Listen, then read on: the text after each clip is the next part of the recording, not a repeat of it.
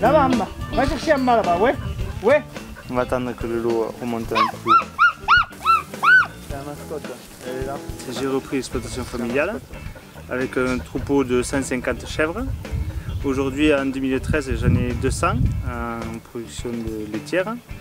Et on est engagé dans une démarche label rouge, Kabekulutam, et sur une surface de 40 hectares. Alors, ces 200 chèvres sont de race alpine, c'est des chèvres marron. Il y en a quelques-unes de blanches au milieu, mais c'est des croisées. On les laisse allumer tard, en hiver, et on allume tôt le matin, on éteint tard le soir. Et après, on éteint les lumières d'un coup, et elles croient que les jours ont raccourci, donc elles viennent à chaleur.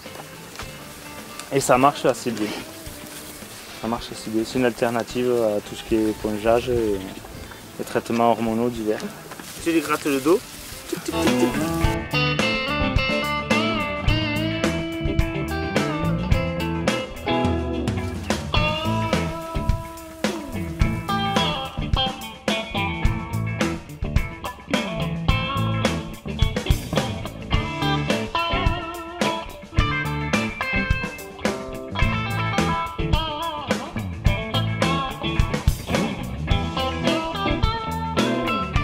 Quand c'est le moment de les retourner, il faut qu'ils soient descendus au moins à la seconde des réhaussants, celle du fond.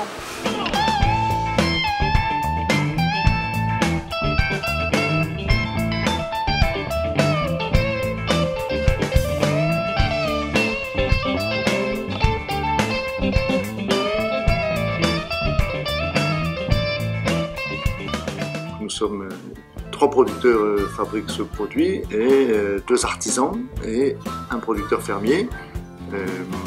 Vous êtes ici sur le site d'un des artisans qui est Segalafrome. La texture doit en être souple à fondante. Ce ne sera pas un fromage crémeux parce qu'il a une certaine masse à la différence de notre grand cousin Rocamadour qui est plus fin avec une surface plus démarrée, plus violente. Le nôtre va avoir une texture un petit peu plus ferme. Comme on est sur du lait cru, on a certainement des fromages qui vont avoir une saveur un peu différente de ce que peuvent avoir ceux de nos collègues et amis de la fromagerie du Pic ou du fromagerie fermier. Le cahier des charges du label indique un mode opératoire, une méthode de production qu'elle génère une qualité supérieure justement parce que c'est du lait cru, parce que les animaux ont été nourris de cette façon, qu'ils ont effectivement pâturé de l'herbe dans des prairies à flore diversifiée et que c'est ça qui va au final donner cette qualité, cette diversité, ces arômes, goût on va dire un peu noisette. Pensez à le sortir bien avant le moment de la dégustation. Il faut que toute cette vie, c'est un produit vivant, un fromage, il y a de la vie dedans. Il faut que cette vie ait le temps de reprendre, il y a un réveil quelque part, il y a une réanimation.